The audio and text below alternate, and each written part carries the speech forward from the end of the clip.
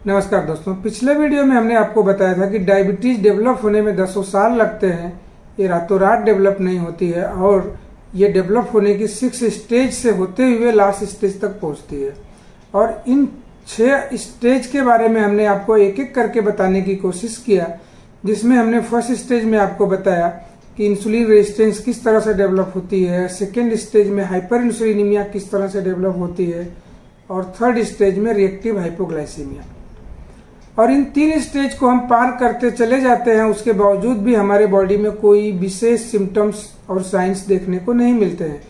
मतलब हमें कोई भी प्रकार की किसी भी प्रकार की कोई दिक्कत देखने को नहीं मिलती है, कोई तकलीफ नहीं मिलती है, हमें कुछ भी मालूम नहीं पड़ता है और हम हेल्दी रहते हैं और अच्छे ढंग से हमारी लाइफ चल रही होती है।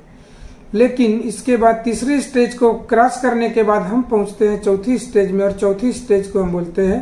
Pre diabetic condition.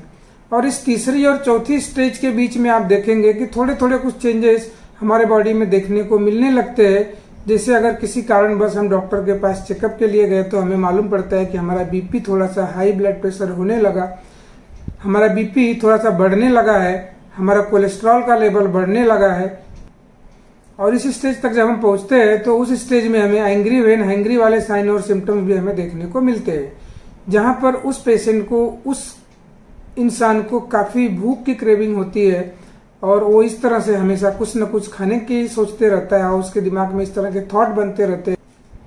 और आप देखे होंगे कि जैसे ही हमने बताया था आपको पिछले वीडियो में कि जैसे उसके फूड का इंटेक यानी कार्बोरिच फूड का इंटेक ज्यादा होता है, ग्लाइसेमिक लोड ज्यादा रहता है, वहां पर हाइपर इंसुलिनीमिया बढ़ी हुई रहती है। उसके बावजूद भी पैंक्रियाज को ज्यादा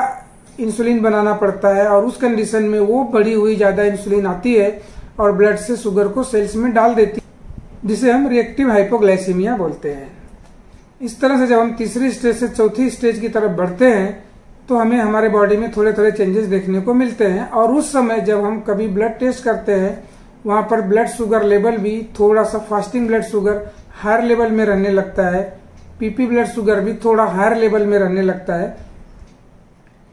तब हमें सलाह दी जाती है कि आप प्री डायबिटिक स्टेज में आ चुके हो, आपका ब्लड शुगर लेवल अब थोड़ा हायर लेवल की तरफ रहने लगा है,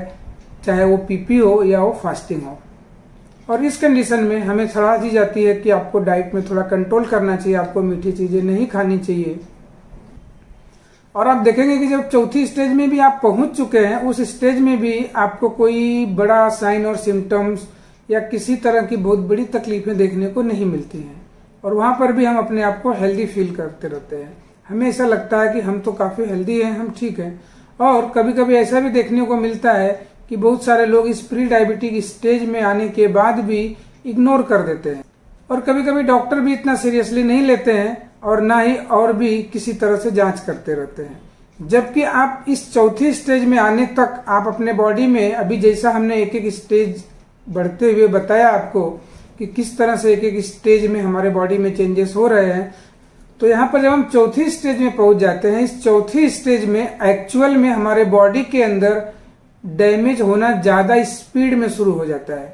जो कि हमें उस समय भी देखने को नहीं मिलता है। और वो डैमेज कैसे होता है, जैसे हमने आपको पिछले टाइम भी बताया था, जब हमारे ब्लड में इंसुलिन का लेवल ज्यादा रहने लगता है तो यही बढ़ा हुआ इंसुलिन का लेवल, और साथ में हम प्री डायबिटिक स्टेज में जब आ जाते हैं तो वहां पर भी देखेंगे कि वहां थोड़ा थोड़ा हायर लेवल की तरफ हमारा ग्लूकोज लेवल भी रहने लगा है। उस कंडीशन में तो ये बढ़ी हुई इंसुलिन ब्लड वेसल्स की इनर लाइनिंग की इंडोथेलियल लेयर को ये डैमेज करता है, और जब डैमेज होता है, थोड़ा भी डैमेज हुआ तो वहां पे क्लॉट होने के चांसेस बढ़ जाते हैं। और ये क्लॉट किसी बारीक ब्लड वेसल्स में हो गया जो किडनी को सप्लाई दे रही है, आंखों को सप्लाई दे रही है, ब्रेन को सप्लाई दे रही है, किसी ऐसे ऑर्गन्स को सप्लाई दे रही है जो काफी बारीक है, और उस बारीक वेसल्स के अंदर अगर डैमेज हो गया और ब्लॉक हो गया तो उस पार्ट्स को वो डैमेज कर देती है। वो पार्ट हमारा डैमेज हो जाता है और वो डैमेज भी इतने स्लो लेवल पे होता है, इतने कम मात्रा में होता है कि उस समय भी हमें पता नहीं चलता है।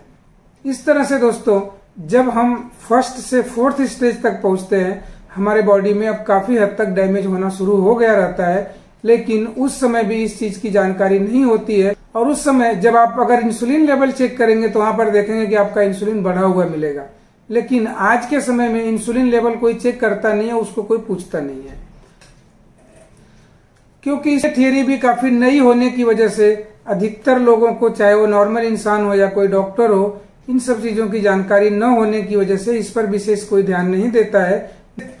न ही इसे चेक करने की जरूरत समझते हैं। और इस तरह कुछ साल और गुजरता है और हम चौथी स्टेज से 5वीं स्टेज की तरफ पहुंचते हैं। और इस 5वीं स्टेज को भी हम आपको नेक्स्ट वीडियो में और भी अच्छे से एक्सप्लेन करने की कोशिश करेंगे। तब तक के लिए दोस्तों हमारे इस चैनल को सब्सक्राइब कीजिए ताकि अगले वीडियो का नोटिफिकेशन भी आपको समय पर मिल सके, और साथ में हमारे इस वीडियो को शेयर भी कीजिए ताकि ऐसे जरूरतमंद लोग हों जिनको इस वीडियो का लाभ मिल सके। धन्यवाद दोस्तों।